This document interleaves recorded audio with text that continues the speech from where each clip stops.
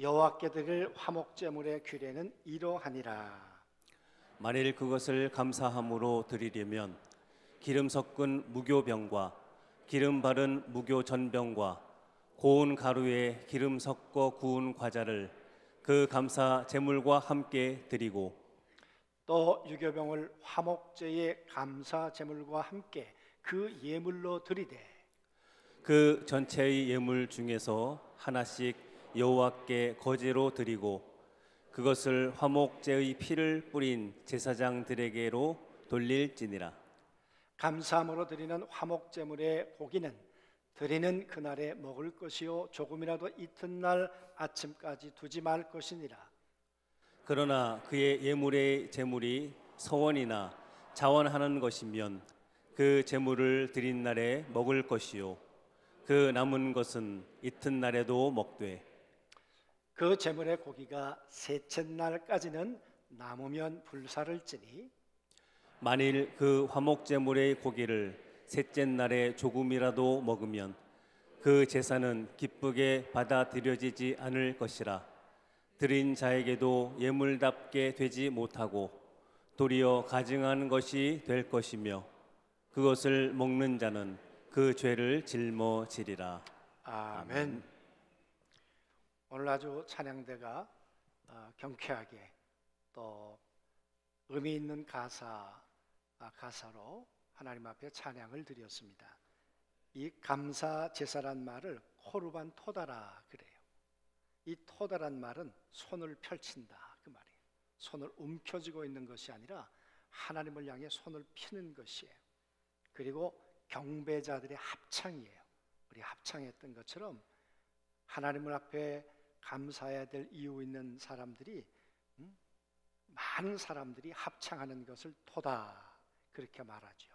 그리고 찬송의 제사, 감사의 제물 이런 모든 의미를 토다 그렇게 말해요.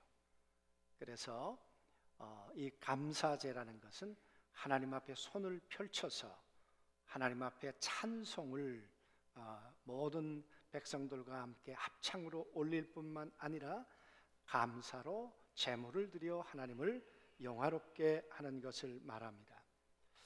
여러분, 오늘 여기 레위기의 말씀에 보면 우리가 여러분이 읽었던 성경과 제가 가지고 있는 성경을 한 절만 읽어드릴게요. 새 번역 성경에는 나 주에게 화목제사의 제물을 바칠 때 규례는 이러하니라. 그러니까 이 감사 제사를 하나님이 받으시겠다는 거예요. 나 여호와께, 나 하나님 앞에 너희가 화목제사를 드릴 때, 너희가 나에게 감사 제물을 드릴 때 이렇게 드려라 그 말이에요. 그러니까 하나님은 하나님의 백성들에게 감사제를 당연히 드리라고 요구하고 계시는 거예요. 이스라엘 나라는 농사와 기후가 연결이 돼 있죠. 그래서 지금 10월이나 11월 달이 되면 이른 비가 올 때입니다. 이때는 농사를 다 거두어서 수장절 한 8가지의 정도의 그런 과일을 거두어서 이제 하나님께도 드리고 창고에도 집어넣지요. 그러면서 이제 마지막 하나님 내년에도 이런 풍성한 제사를 드리도록 하나님 비를 주시옵소서. 그래서 이때쯤이면 우리로 말하면 기우제를 드리는 때가 되겠습니다. 그리고는 이제 밀을 심거나 보리를 심겠죠. 그리고는 내년 그들의 달력으로 니산월 1월 달이 되면 밀을 추수해서 하나님 앞에 드리는 감사의 절기가 있습니다. 그걸 우리가 유월절이라고 합니다. 그리고 난 다음에 50일이 지나면 보리를 추수해서 맥추 감사주의를 지나죠. 그러니까 이스라엘 백성들의 삶, 하나님의 백성들의 삶이란 밀을 드리거나 또 보리를 드리거나 하나님이 주시는 과실을 드리거나 늘 감사로 제사 드리는 삶, 손을 움켜쥐는 것이 아니라 이 두 손을 펼쳐서 하나님 앞에 찬양으로 드리든 감사의 제사로 드리든 하나님 앞에 늘 감사하는 백성이었다 그 말이에요. 물론 지금 우리가 드리는 이 절기는 11월 셋째 주 미국의 청교도들의 전통을 우리가 따르고 있는 것입니다만은 원 정신으로 보자면 오늘 레위기 7장에 말씀하고 계시는 것처럼 하나님 앞에 감사 제사로 이렇게 드려야 한다. 그런데 여러분, 어느 때 감사할까요? 한 해 살아보았는데 코비드19 때문에 얼마나 불안했는데, 하루하루가 얼마나 초조했는데, 직장도 불안했고 수입도 줄었고 그랬는데 뭘 그렇게 감사할 게 있을까 그 말이에요. 여러분, 이스라엘 백성들에게 그때는 좋은 일만 있었겠습니까? 편안한 일만 있었겠습니까? 아니에요. 시편 107편에 보면 그들은 4가지 상황이 지나고 나면 감사하라 그랬어요. 첫 번째가 뭐냐 그러면 항해를 하고 났을 때, 바다를 항해한다는 것은 생명을 거는 위험이에요. 태풍이 오고 쓰나미 같은 그 죽음의 위기가 다가오고 파도가 치고, 여러분 그 위협을 항해해요. 속에서 그것이 끝나고 난 다음에 내가 죽을 수도 있었는데 하나님이 나를 살려주셨구나. 그때 하나님 앞에 감사제를 드리는 거예요. 뿐만일까요? 광야를 걷는다는 것, 광야를 걷는 건 비가 없는 것, 낮에는 구름이 없는 것, 밤에는 불기둥이 없으면 살 수 없는 것, 물이 없는 것, 척박한 땅, 그 땅이 바로 광야예요. 그 광야를 걷고 난 다음에 죽을 수도 있었는데, 내가 길을 잃어버릴 수도 있었는데, 우리가 조금 전에 교독했던 것처럼 우리가 거할 성에 하나님이 우리를 인도해 주셨구나. 하나님이 갈 바를 모르고 방황할 수 있었는데 하나님이 나의 걸음을 인도하셔서 이 광야의 삶을 안전하게 인도해 주셨구나. 그런 자가 감사 제물을 드리는 거예요. 뿐만 아니라 그들은 전쟁을 하고 포로가 될 수도 있습니다. 감옥에 들어갈 수도 있습니다. 그야말로 아무것도 없는, 인권도 없는 처절한 노예와 같은 삶을 살 수도 있습니다. 그곳에 죽을 수도 있었습니다. 그런데 지나고 보니까 하나님이 날 살려주셨어요. 하나님의 은혜로 내가 구원을 얻었어요. 그때 하나님 앞에 감사 제사, 이 코르반 토다, 이 하나님 앞에 감사 제사를 드리는 거예요. 네 번째, 언제 감사할까요? 하나님께서 나를 질병 가운데서 지켜주셨을 때, 병들어 죽을 수도 있었는데, 내 삶이 끝날 수도 있었는데, 그런데 하나님이 나를 고쳐주셨어요. 나를 회복시켜 주셨어요. 올해도 보면 이렇게 보면서 병원에 계시고 힘들고 어려웠던 분들 여럿 계셨는데, 그 귀한 분들이 오늘 이곳에 이 예배 드리는 분들이 여러분 계세요. 여러분, 질병으로부터 나를 고쳐주셨을 때, 그때 하나님 앞에 감사 제사를 드리는 거예요. 올 한 해 사는 날 동안에 코로나19 때문에 내가 병들어서 어려움 겪었을 때도 있었고, 또 다른 여러 가지 위협으로 어려움을 겪을 수도 있었죠. 그런데 하나님이 나를 지켜주셨어요. 내가 전쟁의 포로가 되지는 않았지만 죄의 포로가 되기도 하고, 또 두려움의 포로가 되기도 하고, 절망의 포로가 되기도 하고 그랬었는데, 지나고 보니까 하나님이 나를 해방시켜 주셨어요. 죄와 해방, 사망의 법에서부터 나를 건져 주셨어요. 여러분, 감사할 이유라는 거예요. 한 해를 살고 보니까 광야와 같은 삶이었어요. 앞이 보이질 않아요. 어디로 가야 할지 모르겠어요. 내일이 불투명해요. 그런데도 오늘 이 자리에 있게 해주셨어요. 오늘 이 자리에 찬송하는 자리에, 이 자리에 예배하는 자리에 앉게 해 주셨어요. 여러분, 그럴 때 우리가 해야 될 게 뭡니까? 하나님을 향해 감사의 제사를 드리는 거예요. 우리의 삶이 바다를 항해하는 것과 같아요. 어디에서 풍랑을 만났을런지 몰라요. 또 사랑하는 성도들의 삶에 주님을 의지하고 살고자 했지만 쓰나미처럼 1차, 2차, 3차 가정과 경제의 어려움이 다가올 수도 있었어요. 그런데도 하나님이 여기까지 나를 도우셨어요. 그런 하나님의 은혜를 기억하시는 사람들, 그들이 감사를 땅에 묻어두는 것이 아니라 감사를 하나님 앞에 잊고 사는 것이 아니라 그 감사를 끄집어 오늘 하나님 앞에 감사의 제사를 드려야 한다는 거예요. 이 감사의 제사를 그래서 드릴 때는 화목제물과 함께 소제, 이런 밀가루로 드리는 제사를 함께 드려야 한다는 거예요. 화목제물로 드릴 때는 많은 짐승들을 가지고 오겠죠. 그 짐승을 가지고 화목제물을 드릴 때는 수혜자가 있어요. 받으시는 분이 있어요. 하나님이 받으세요. 그러니까 하나님과 나누시는 거예요. 감사의 이유들을 가지고, 이 제물들을 가지고 말이에요. 그 다음에는 제사장에게 가슴과 다리를, 뒷다리를 제사장과 나누는 거예요. 그리고는 자신이 가지고 가요. 그리고 가지고 가서 이웃 사람들과 그 고기를 먹으며 나누는 거예요. 그뿐만 아니라 오늘 여기 보니까 유교병으로 떡을 만들어라, 그 다음에 기름 섞은 무교병 10개를 만들어라, 기름 바른 무교병을 만들어라, 고운 가루에 기름 섞어 구운 무교병으로 만들어라 그래요. 과자를 만들어라 그랬습니다마는 쿠키로 만들어라, 뭐 그렇게 번역되어 있는 성경도 있기는 해요.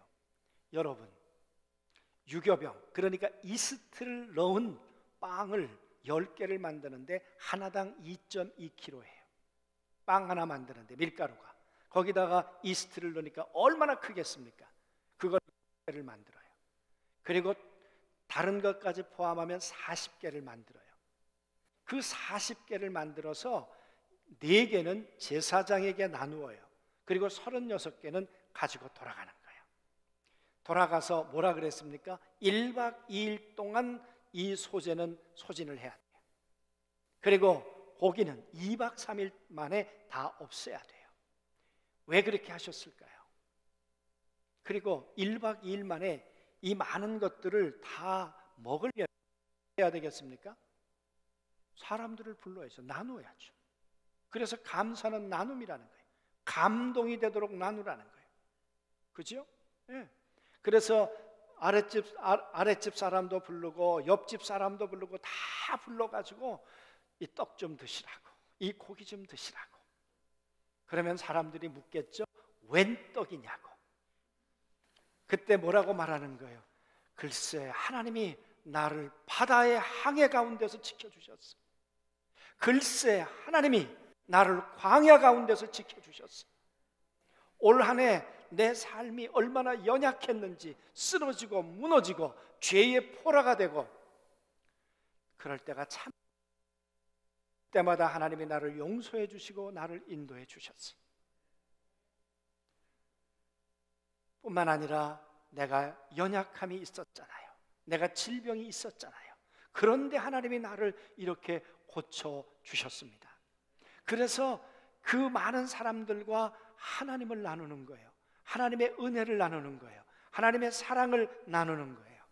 그래서 나누라는 거예요. 나누라는 거예요.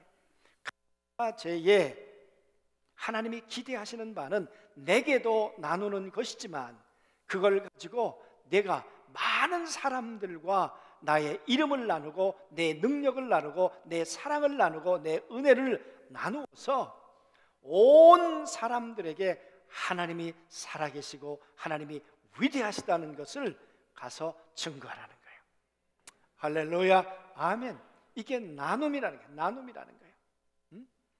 여러분, 그래서 우리 교회도 보면 기쁜 일이 있으면 하나님 앞에 감사 헌금도 드리지요. 그러나 요즘은 우리가 식사를 안 하니까 그러긴 합니다만은 우리가 식사를 하면서 떡을 하죠. 그럼 묻죠. 이게 웬 떡이냐고. 그러면 누구네 집에 잔치가 있었대. 누구네 집에 이 좋은 일이 있었대. 그래서 여러분 감사한 일을 나누는 거예요. 감사한 일은 묻어두는 것이 아니라 펼치는 거예요. 그리고 하나님과도 성도들과도 이웃과도 나누는 것이에요. 아멘. 그렇게 나눌 때 하나님에 대한 감동이 나를 통해 다른 사람들에게도 이제 전달돼 가는 것이죠. 할렐루야. 아멘. 예. 오늘 끝나고 나가실 때 정말 일주일 동안 만들었어요. 마스크 고리, 또 마스크 2개, 그리고 조그마한 떡이 많지는 않지만 4덩어리가 들어 있습니다. 혼자 다 드실 수도 있겠지만 가지고 가셔서 나 하나 먹고 3개 나눌 수도 있고, 나 2개 먹고 2개 나누실 수도 있고. 아멘 안 하시네요? 예. 떡을 드리는 이유는 뭡니까? 사람들에게 떡을 드리라고. 그러면 웬 떡이냐고 얘기하면 하나님이 나를 1년 동안 지켜주셨잖아. 할렐루야. 그렇게 하라고 떡을 나누어 드리는 거죠. 그걸 갖다가 넣어서 일주일 뒤에 먹어야지, 한 달 뒤에 먹어야지. 그래. 요 밑에 미션홀에 이렇게 책장을 만들었어요. 그러면서 우리 길권사님이 이것저것 이렇게 정리를 하다 보니까 1년 된 사발면이 나온 거예요.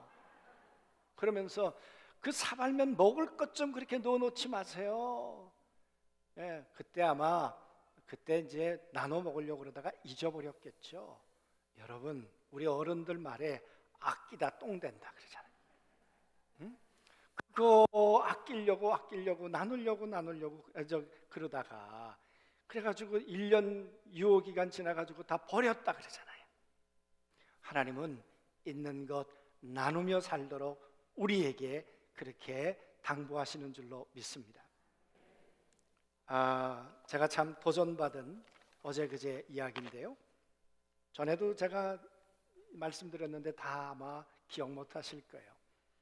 서울에 있는 친구 목사가 이 월세 못 내는 교회 3군데 좀 일러주면 자기네 교회에서 돕겠다고. 그래서 제가 지난번에 3군데 일러줬어요. 그랬더니 저는 한 번 하고 마는 줄 알았더니 엊그저께 전화해서 그때부터 매달 100만 원씩 보냈대. 자기네들도 월세 살아요. 그러면서 이번에는 10교회를 소개해달래. 그래가지고 제가 거기다 쓰면서 내가 많이 도전도 받고 배우기도 한다. 여러분, 있어서 나누는 거 맞아요. 그러나 있어도 못 나눌 수 있어요. 여러분, 있으니까 나눌까요? 나누니까 있게 할까요? 제가 그걸 보면서 그 이야기를 들으면서 제가 10개 교회를 또 소개해가지고 이렇게 올려주면서 거기다 제가 글을 썼죠. 여러분, 하나님이 우리에게 원하시는 것은 하나님이 주신 은혜, 아니 이것은 주기 전에 벌써 명령하셨죠. 성도들의 삶은 이렇게 살아야 돼. 밀을 가지고 나와서 감사하고, 보리를 가지고 나와서 감사하고, 과실을 가지고 나와서 감사하고, 그 감사한 다음에 하나님, 내년 이맘때도 하나님 앞에 감사 제사를 드리도록 비를 주시옵소서. 그래서 하나님과 우리의 삶이, 하나님은 주시고 우리는 올려드리고, 그래서 이 감사의 선순환이 우리 가운데 돌아가도록 만드시는 분이 우리 하나님이실 걸 믿습니다. 그런데 묻어두어요. 잊어버리고 살아요. 감사를 외면하고 살아요.